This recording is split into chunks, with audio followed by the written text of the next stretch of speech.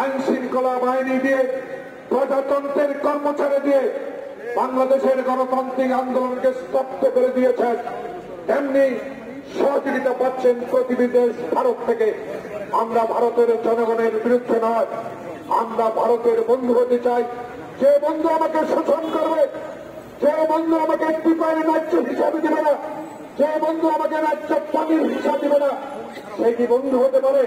কোনদিনও বন্ধু হতে পারে না। তাই আমরা স্পষ্ট ভাষায় এই সামাজিক আন্দোলনের মাধ্যমে প্রমাণ করতে চাই, ভারতীয় পণ্য বর্জন করো, এই সীমান্ত হত্যা বন্ধ করো। আমরা ভারতীয় পণ্য বর্জন করব, সামাজিক আন্দোলন ঘরে ঘরে পৌঁছিয়ে দেব। ওই ভক্তদের সাথে রাতের অন্ধকারে আঘাত করেছেন আপনারা। আমরা ষড়যন্ত্র বিশ্বাস করি না। আমার নেত্রী খালেদা জিয়া ষড়যন্ত্র বিশ্বাস করে না। আমার নেতা তারেক রহমান ক্ষমতা যেতে চায় এক মাথা এক ভোটে, ষড়যন্ত্র করে না।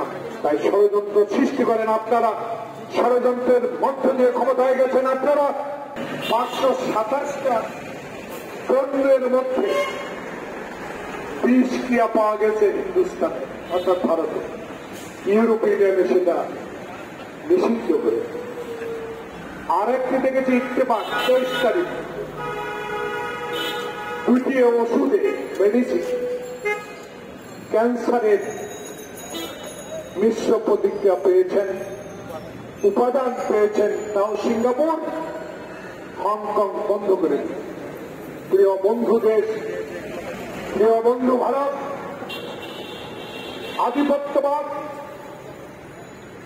আজকে আগ্রাসন, গণতন্ত্র হত্যার জন্য বাংলাদেশের মানুষ সামাজিকভাবে প্রস্তুতি নিচ্ছে আপনাদের বিরুদ্ধে আচরণ করার জন্য।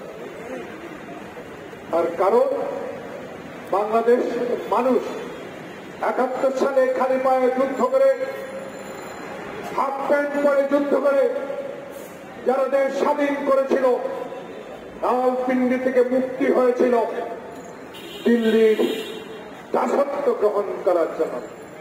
সেই কারণে আজকে আমরা জানতে চাই, বলতে চাই, একটু আগেও সংবাদপত্র টেলিভিশনে খবর আসলো সীমান্তে আজকেও একজনকে গুলি করে হত্যা করা হয়েছে। তাই আজকের গণতন্ত্র পার্টির, গণতন্ত্র ফোরামের এই সাইনবোর্ড দেখেন, আমাদের দাবি যদি বন্ধু হও, যদি আমাদের প্রিয় ব্যক্তি হও, যদি আমাদের পরিবেশ পার্শ্ববর্তী দেশের প্রতিবেশীর বন্ধু হয়ে থাকো, সীমান্তে হরাও গুলি কেন? জাতিসংসদে 2008 সালে তখনকার স্বরাষ্ট্রমন্ত্রী মহরুফ উনি বলেছেন, আমি যখন প্রশ্ন করেছিলাম সীমান্তে পাখির মতো কেন গুলি হয়, কেন ফেলানির লাশ, কেন ফেলানির লাশ তার কেন ঝুলে রাখা হয়, তখন স্বরাষ্ট্রমন্ত্রী উত্তর দিয়েছিল, এমন তৎকালীন আওয়ামী লীগের সাধারণ সম্পাদক বলেছিল এইভাবেই চলতে থাকবে। তাই আজকে বাংলার জনগণ, বাংলাদেশের মানুষ গণতন্ত্রের সামনে লড়াই শুরু করেছে।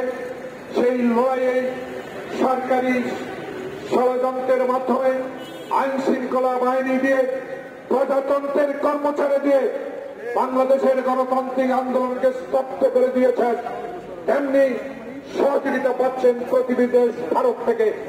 আমরা ভারতের জনগণের বিরুদ্ধে নয়, আমরা ভারতের বন্ধু হতে চাই। যে বন্ধু আমাকে শোষণ করবে, যে বন্ধু আমাকে টিপাই ন্যায্য হিসাবে দিবে না, যে বন্ধু আমাকে ন্যায্য পানির হিসাব দিবে না, সে কি বন্ধু হতে পারে? কোনদিনও বন্ধু হতে পারে না। তাই আমরা স্পষ্ট ভাষায় এই সামাজিক আন্দোলনের মাধ্যমে প্রমাণ করতে চাই, ভারতীয় পণ্য বর্জন করো, এই সীমান্ত হত্যা বন্ধ করো এবং আগ্রাসন নীতি পরিহার করো। বাংলাদেশের রাজনীতির হস্তক্ষেপ, নগ্ন হস্তক্ষেপ আপনাকে বন্ধ করতে হবে। কারণ আপনার দেশে গণতন্ত্র থাকবে, আর আমার দেশে গণতন্ত্র যাতে না থাকে সেই ব্যবস্থা আপনি করবেন। বাংলার মানুষ তাহা কোনদিনও গ্রহণ করতে পারে না, গ্রহণ করবে না। তাই আব্দুল সালাম রহমতুল্লাহ আপনাদেরকে অনুরোধ করবো, আসুন ঘরে ঘরে পৌঁছে গিয়ে সংবাদ, আমরা আগ্রাসন মানি না, আমরা সীমান্ত হত্যা মানি না, আমরা ভারতীয় পণ্য বর্জন করবো, সামাজিক আন্দোলন ঘরে ঘরে তাই আজকে ওবায়দুল কাদের সাহেব লজ্জা হয় না আপনাদের? ক্ষমতাসীন দল হিসেবে বলেন সকল ক্ষেত্রে নাকি বিএনপির ষড়যন্ত্র আছে, আমরা নাকি ষড়যন্ত্র করে ক্ষমতায় যেতে চাই। প্রিয় বন্ধুগণ, ক্ষমতায় ষড়যন্ত্র করে আপনারাই দিয়েছেন, 111 সৃষ্টি করেছেন আপনারা। ফখরুদ্দিন সাথে রাতের অন্ধকারে আঘাত করেছেন আপনারা।